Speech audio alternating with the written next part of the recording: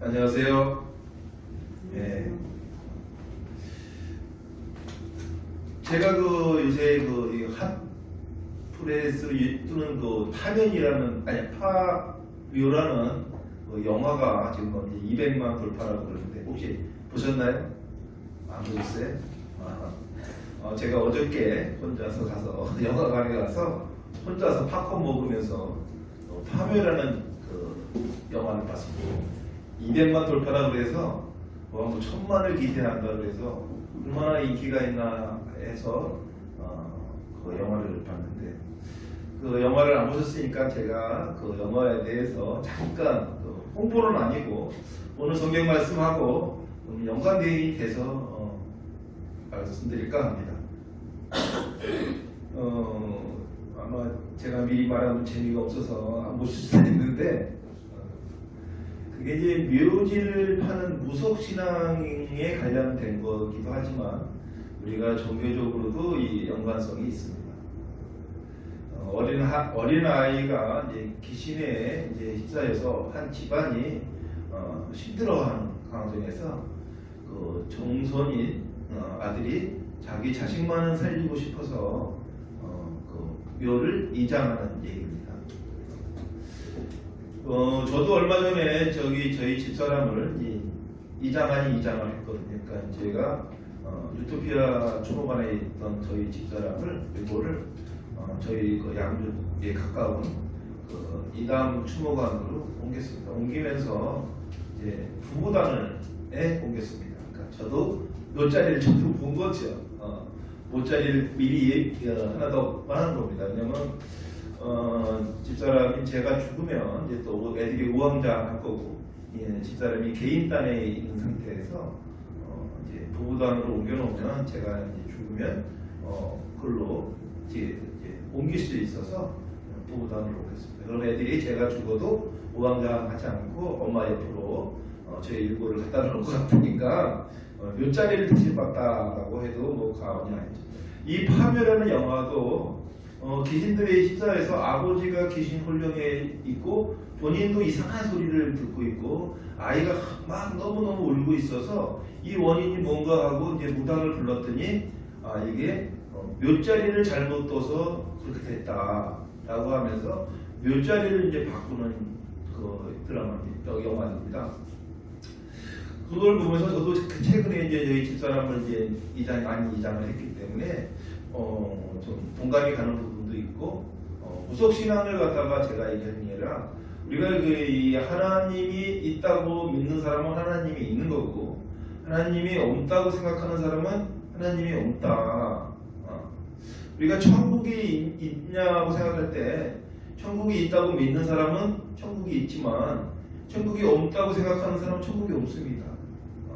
우리가 전체 지구 인구 중에서 전 인구가 하나님을 믿을 확률이 얼마나 되느냐라고 할 때 거의 없다라고 그러죠.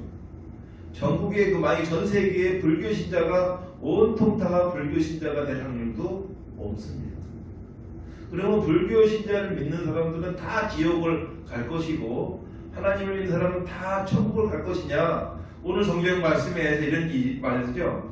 천국에서 누가 제일 크나이까? 누가 제일 축복받는 자일까? 우리가 이 일본의 이 수상인 아베가 얼마 전에 죽었지 않습니까? 그래서 근데 아베가 집권할 때 우리나라가 굉장히 힘들었었습니다. 그렇지만 아베가 집권하는 일본은 굉장히 호황을 누렸습니다. 그럼 우리한테는 왼수니까 저거 지옥 가야 되지 않나. 하지만 일본 사람들이 볼 때는 천국을 가야 될 사람 아닙니까? 우리가 그걸 어떻게 가름할 수 있겠습니까? 우리가 하나님의 세상에 하나님의 뜻을 우리가 받아들일 수 없는 것들이 너무너무 많아요. 인간의 지혜로 하나님을 판단하거나 예단하게 된다면 그것처럼 어리석은 것이 없다라고 생각합니다. 우리가 이 성경책을 이렇게 보면 창세기부터 시작하면은 좀 말이 안 된다라고 생각하시는 부분이 일반인들이 많을 거예요. 성도분 중에서도 그렇게 생각하시는 분들이 있을 수 있어요. 그런데요, 그거를 인간의 생각으로 해석을 하면 안 됩니다. 우리가 우주를 봐도요. 우주를 봐도 지금 우리가 은하계에 있지 않습니까? 근데 안드로메다라는 다른 세계가 또 있어요. 그 안드로메다 우리 은하계가 더 크다고 합니다. 온 우주에서 볼 때 그 뜻을 인간이 해석할 수가 있을까요? 이 본 것이 보는 게 다 아니고 듣는 것이 다 듣는 것이 아닌 거예요. 우리가 영혼이라는 것을 없다고 생각하면 없고 있다고 생각하면 있는 겁니다. 우리가 믿음이라는 것이 그런 거예요. 믿는 거에 대한 믿음이 부족할 때 우리는 이 신앙적으로 갈등을 합니다. 어려운 일이 생기고 내가 열심히 신앙생활을 하는데도 왜 하나님께서는 저에게 시련을 주실까 하면서 이 신앙에 대한 갈증이 어떤 이 믿음에 연결이 되는 경우가 많습니다. 오늘 성경 말씀에서도 누구든지 내 이름으로 어떤 어린아이를 영접하면 곧 나를 영접하리니 라는 말씀이 있습니다. 왜 예수님께서는 어린아이를 빗대서 말씀할까요? 어린아이는 생각이 없습니다. 이해심도 없습니다. 이해관계를 따지지도 않습니다. 우리가 남하고 싸우고 논쟁을 많이 하는 사람들을 보면요, 지식이 얇은 사람들입니다. 지식이 얇을수록 남하고 따지는 걸 좋아합니다. 우리가 한번 생각해 봅시다. 우리가 부유하고 내가 아주 풍족하면은 아무렇지도 않은 일에 좀 화가 나는 일에도 이해를 할 수가 있어요.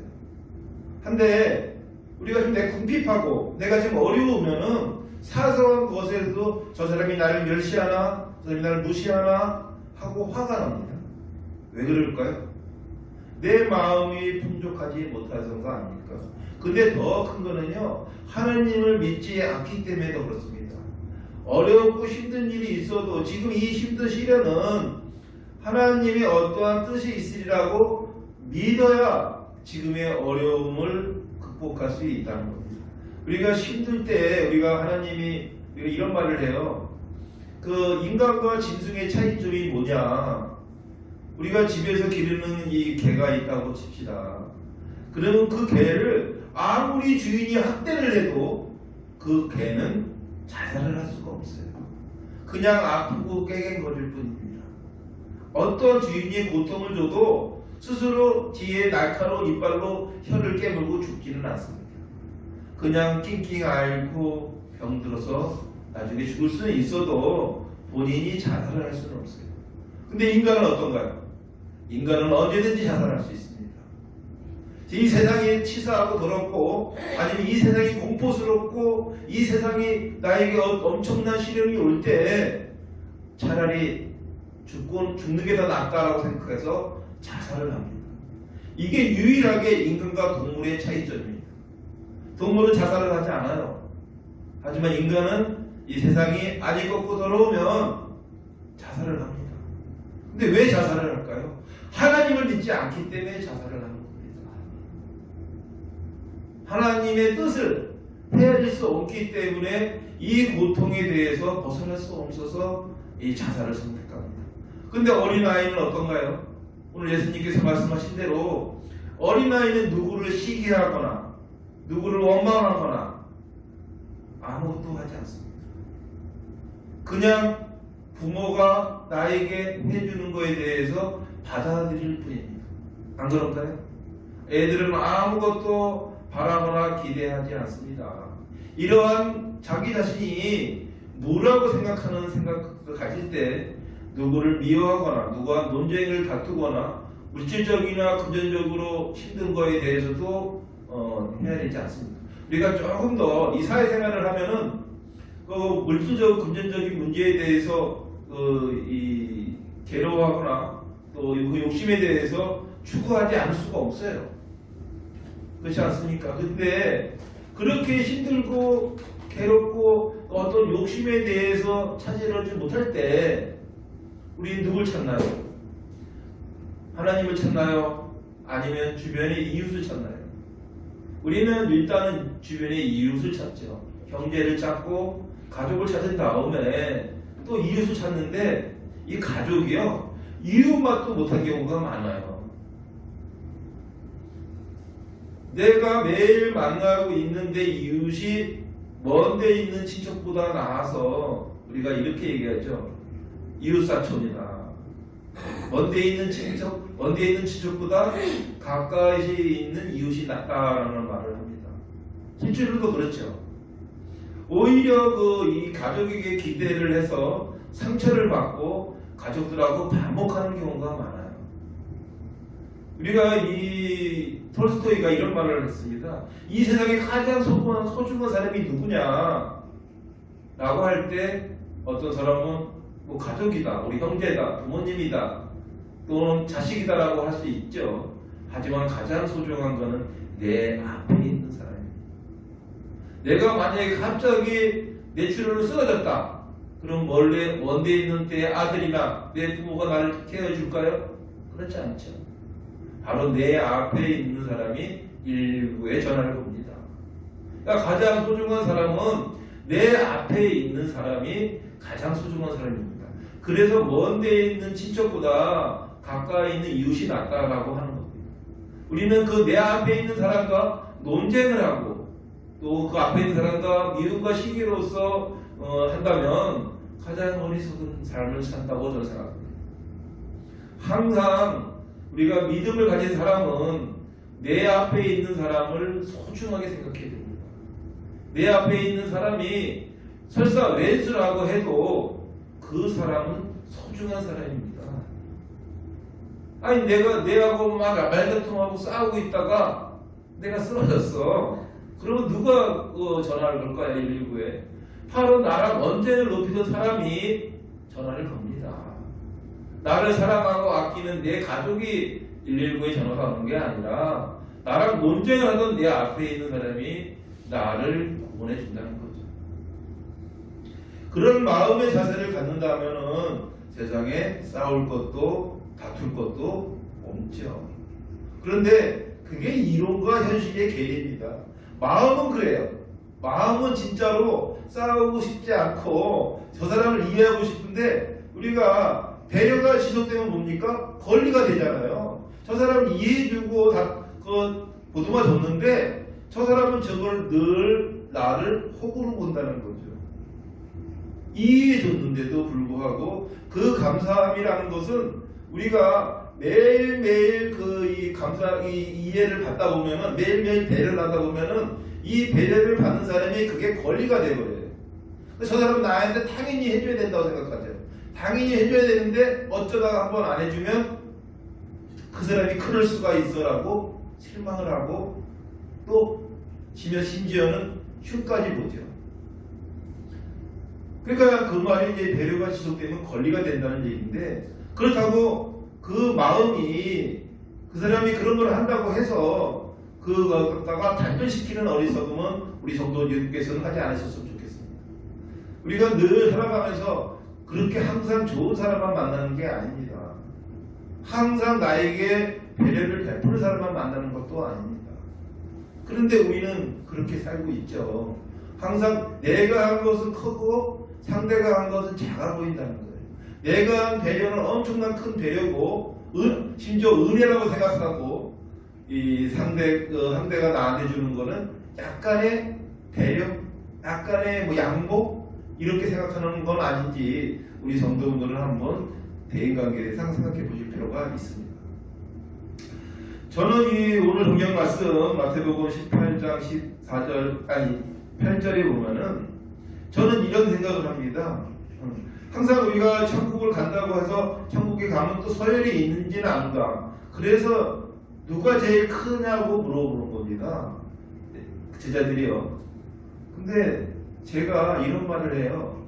우리가 살아가면서 우리가 복된 일을 많이 해서 천국을 갔어요. 천국을 갔는데 우리 한국에서 이렇게 보니까 우리 애들이 너무 힘들게 살아. 너무 고통스럽게 살아. 그러면 내가 가 있는 천국이 천국일까요? 우리가 만약에 우리는 영혼을 믿는 사람들 아닙니까? 근데 만약 영혼에서 내가 하늘로 천국에 가 있는데 내 인간의 눈높이로 보는 거죠. 내 자식들이 너무너무 힘들게 살아. 너무너무 괴롭게 살아. 진짜 비참하게 살아. 그러면 내가 천국에 있다고 해도 그건 천국일까라고 저도 다시 한번 생각해 볼 필요가 있습니다. 차라리 내가 지옥에 가 있는데 우리 자식들이 떵떵거리고 살고 아주 그냥 풍요롭게 살고 남부럽지 않게 산다면 내가 비록 지옥에 가 있어도 그게 지옥일까요? 한번 우리 성도분들이 만약 선택을 한다. 나는 지옥에 가더라도 우리 애들이 떵떵거리고 풍요롭게 사는 것을 원한다면 나는 지옥불에 떨어져도 좋다라고 하는 사람이 있고, 나는 천국에 가서 우리 새끼들이 비참하게 살아도 나는 천국에 가는 게 좋다라고 생각하시는 분은 많지 않을 거예요. 부모의 마음이 그렇죠. 그래서 저는 항상 이 생각을 두 가지에서 딜레마에 빠지는 경우가 많습니다. 그럼 우리가 어떻게 살아야 되는가? 아주 간단합니다. 나도 천국에 가고 내 자신도 천국 같은 삶을 살게 하면 되는 거 아닙니까? 그것이 이거는 뭐 성경적인 거라고 하긴 뭐하지만 복을 많이 쌓아놓고 천국에 가면 됩니다. 우리가 이 성경책을 뭐라 그럽니까? 복음이라고 합니다. 복된 음성입니다. 복된 목소리입니다. 우리가 가난하다고 해서 불행한 게 아니죠. 우리가 이 행복 지수를 보면은 후진국일수록 그 행복 지수가 높다고 하지 않습니까? 우리나라가 세계 이 10위의 이 규모의 경제 강국인데도 이 삶의 행복 지수는 저 못 사는 방글라데시보다도 더 못합니다. 왜 그럴까요? 이 물질의 풍요가 그 행복을 좌지우지하지 않는다는 거죠. 우리가 항상 이 대인관계에서 분쟁이 되는 게 뭡니까? 물질입니다. 물질로 인해서 대인관계가 훼손이 되고 대인관계가 안 좋아지는 거지, 그걸 벗어나면은 다 인자하고 풍요롭습니다. 그래서 항상 예수님께서 말씀하신 대로 어린아이의 마음으로 살아야 된다는 거죠. 그래서 어린아이가 소중해요. 근데 어린아이가 우리 자식들을 보면요, 어릴 때는 저 자식을 위해서 내가 죽고도 싶어요. 저 자식을 위해서 내가 죽을 수도 있지 않습니까? 어릴 때는. 근데 이 아이가 컸어요.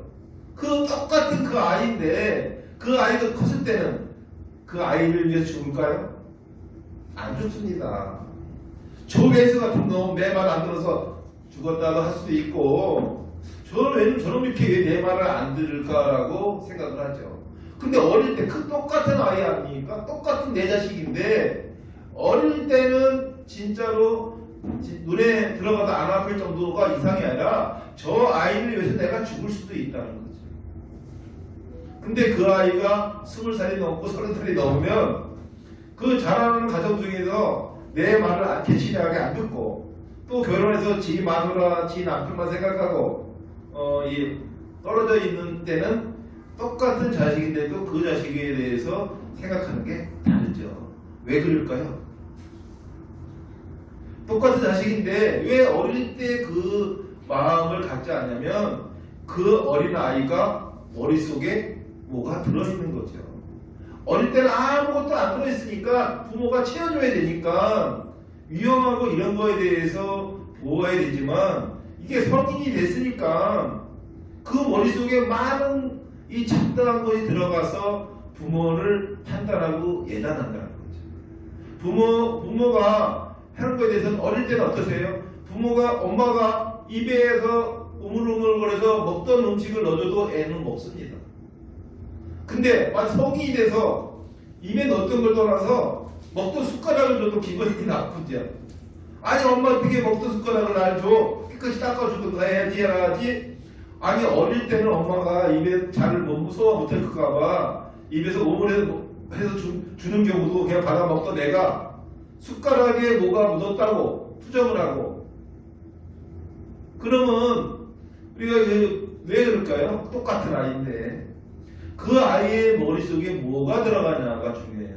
진짜로요, 20살이 먹었어도 엄마가 먹던 거 먹는 애도 있습니다. 그렇지만 어떤 아이는 어머니가 하는 거에 대해서 뭐든지 토론하는 애도 있어요. 우리가 자식 중에는 그런 자식이 있지 않습니까? 항상 네네 하는 자식이 있고 항상 왜요 하는 자식이 있어요. 우리가 이 성경에도 이 하나님이 말씀을 할 때 그 말씀에 대해서 왜요 하는 사람이 있고 네네 하는 사람이 있죠. 근데 그게 뭡니까? 순명한다고 그러죠. 순명하는 삶을 살 수 있는 그 원천은 하나님을 진심으로 진짜로 아니면 간절하게 하나님을 믿는 사람이냐 아니면 그냥 말로만 하나님을 믿는 사람이냐라고 생각합니다. 하나님을 보지도 않았는데 어떻게 믿을 수가 있느냐? 하나님을 봤다면 어떤 사람이 하나님을 믿지 않겠습니까? 보지 않고 믿는 믿음이 진실한 믿음이죠. 그 78장 그 9절에 보면 만일 내 눈이 너를 범죄하게 하거든 떼어내 버려라. 한 눈으로 영생에 들어가는 것이 두 눈을 가지고 지옥불에 던지는 것보다 나으리다. 우리가 그 논어에 이런 말이 있어요. 얘가 아니면 보지를 말고 얘가 아니면 듣지를 말고 얘가 아니면 행하지 마라는 말씀이 있습니다. 우리가 그 어떤 범죄에 대해서 우리가 이 직접 범죄를 행하는 사람도 있지만 범죄를 보고 방관하는 사람도 있습니다. 우리는 지금 이 세상은 그 개인주의로 가다 보니까 그 나만의 세계로 살고 있습니다. 옆에서 누가 시비로 막 안 좋게 이 싸움이 벌어지고 한 사람이 혼자하게 피해를 보고 있어도 그걸 나서서 반대하거나 그게 쉽지 않습니다. 우리가 저희 교회 2층 한쪽에 좀 구석져서 늘 청소년들이 와서 담배를 피워요. 그러면 내려가서 야 이놈들아 담배 피지 마. 쉽지 않습니다. 어른이라고 해서 다 옳은 게 아니고 어린아이라고 해서 다 틀린 게 아니거든요. 그렇게 환경을 만든 건 어른이잖아요. 우리가 지금 아이 문제에 대해서 아주 심각합니다. 우리가 출산율이 7.0 이하로 내려갔어요. 아이가 우리가 지금 인구 소멸 시기에 대해서 이렇게 계속 진행된다면은 2050년에는 우리나라 인구가 150만 명이 된다고 합니다. 거의 인구가 없는 거죠. 지금 왜냐면 한 여성이 평생 그 애를 낳는 걸 이제 출산율하고 애를 갖다가 낳는 그게 지금 상태에서는 여성 한 명이 한 명도 안 낳는 거거든요. 0.7이니까. 그러니까 근데 이게 애가 또 나와도 다 여자아이만 낳는 게 아니잖아요. 거기에 또 여자하고 남자하고 반반 나눠진다 그러면 이 여자아이가 태어날 확률이 더 적어지는 겁니다. 그냥 애 낳는 게 7.0, 0.7인데 거기에 또 반을 나누면 계속 그 인구는 소멸이 되는 거죠. 이 아이가 그러니까 지금 우리가 왜 여성들이 애를 낳지 않느냐. 우리 때만 해도 최소 기본이 5명이었고요. 우리 때 미는 더 많았습니다. 근데 그때가 어떤 때냐면 6.25 전쟁이 끝난 시점이에요. 6.25 전쟁이 끝나서 사실은 그 아이들이 부모들이 또 많이 죽고 아이들도 많이 죽고 그 시기인데도 애를 열심히 낳았죠. 그러다 보니까 정책적으로 애를 많이 낳다 보니까 너무 궁핍하니까 박정희 대통령이 둘만 낳아 잘 기르자고 했죠. 근데 그때는 그 정책이 훌륭했어요. 근데 지금에 와서 가장 실패한 정책이 바로 박정희 전 대통령의 정책이 둘만 낳아 잘 기르자가 아니라 마지막에 어떻게 했어요? 하나만 낳아 잘 기르자라고 바뀌었어요. 아들, 딸 구별 말고. 그렇죠. 아들, 딸 구별 말고 하나만 낳아 잘 기르자. 이 정책이 아이를 엘리트로 만드는 데 성공했어요. 애들이 하나밖에 없고 둘밖에 없으니까 최고의 그 자식이 서공자가 돼갖고 우리나라가 초강국을 하는 밑거름이 됐는데 바로 그 정책이 지금은 실패한 정책이라고 합니다. 우리가 일단 자식을 낳으면 다 자기 밥 한다, 자기 먹거리 있다라고 해서 무조건 났어요. 그런데 그렇게 궁핍하게 살다 보니까 그게 아니다. 둘만 나 잘 기르자가 됐고 아주다 그룹 말고 하나만 나 잘 기르자가 됐는데, 그러다 보니까 우리가 이 번식력이라는 게 동물들은요, 우리 인간도 동물 아닙니까? 동물들은 그 이 번식력이 상황에 따라서 여건이 안 좋으면 자식을 안 낳습니다. 여건이 좋으면 많이 낳는데 여건이 안 좋으면 자식을 안 낳는다고 해요. 그래서 이 뭐 사막에 있는 저갈들은 한 자식을 하나만 납니다. 척박하고 힘드니까 하나만 낳는 거예요. 그런데 풍요로운 정글 밀림에 있는 그 이 침판지는 그냥 생긴 대로 나옵니다. 근데 그건 우리가 왜 출산율이 낮아지냐? 아이를 길리기가 너무 힘든 거예요. 그러니까 환경이 안 좋으니까 애를 안 낳는 겁니다.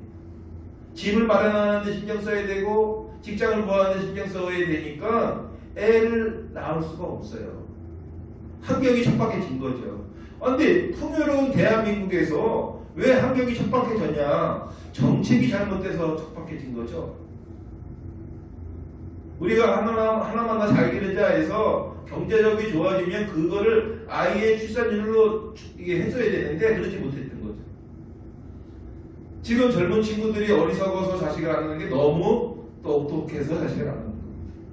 이러한 환경에서 내 자식을 키울 수가 없다는 거죠.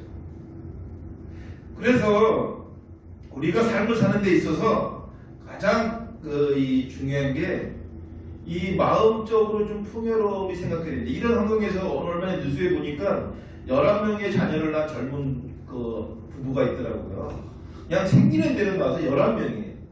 나이가 37밖에 안 되는, 그러니까 20대부터 계속 낳은 거예요. 하나 낳고 또 임신하면 또 하나 낳고 해서 11명을 낳는데 잘 살지 못해요. 근데 얼마 전에 그 집에 나라에서 1억을 줬다고 합니다. 근데 뭐 1억으로 11명 키울 수 있겠어요? 못 키워요. 한 명당 1억을 주면 모를까. 이 척박한 환경에 대한 것도 우리 부모도 생각할 필요가 있습니다. 우리가 이 가족의 인종이 멸종이 되는 거는 동물적인 거라고 그래요. 그 6.25 때 그렇게 어렵고 힘들어도 그냥 자식은 낳지 않습니까? 그래, 왜 그렇게 낳아야 되는 상황이었으니까. 근데 지금은 나면은 아이들이 너무 똑똑해져서 애를 안 낳는 거죠. 우리가 한 30년 전, 20년 전인가요? 프랑스의 인구가 감소될 때 우리가 그걸 보고 참 웃었어요. 그리고 비아냥거렸어요. 어떻게 자식을 안 낳냐라고 프랑스의 그 국민들 그 감소가 될 때 그거를 비웃었는데, 지금 우리는 프랑스보다 더 인구가 감소되고 있어요. 자식에 대한 게 이 부모가 너무너무 감싸고 돌아가 보니까 그렇게 된 겁니다. 우리가 대학생들의 취업률이 낮아진 이유도 그런 거예요. 왜 취업률이 낮아지냐면 이 개나 소나 다 대학을 나오기 때문이에요. 이 대학을 나오지 않고 고졸이 되면은 허드렛 일도 하게 되는데, 대학을 나왔기 때문에 허드렛 일을 못하는 거예요. 다 엘리트로 둘만 나 잘 기르자 해서 하나만 엘리트를 키우다 보니까 애들이 다 거의 다 대학을, 머리가 나쁘든 좋던 대학을 나오고, 대학을 나오니까 허드렛 일을 할 수가 없는 거죠. 우리가 신앙도 그렇습니다. 신앙도 우리가 마음을 갖다가 비운 상태에서 모든 것을 하나님의 뜻에 받아들인다면은 신앙생활이 풍요로워지는데요. 그렇지 않고 자기의 생각을 집어넣고 이 신앙생활을 하면은 신앙생활이 제대로 된 신앙생활이 되는 게 아니라 그냥 교제의 장, 만남의 장이 됩니다. 교회에 와서 그 만남의 장이 되는 거지 신앙이 되질 않아요. 우리가 하나님을 믿는 사람은 항상 신앙을 누군가의 교제로 인해서 이루어지지 않는 신앙을 했으면 좋겠습니다. 목사님이 좀 마음에 안 들어서, 장로가 좀 마음에 안 들어서, 집사가 좀 마음에 안 들어서 교회를 못 가겠다.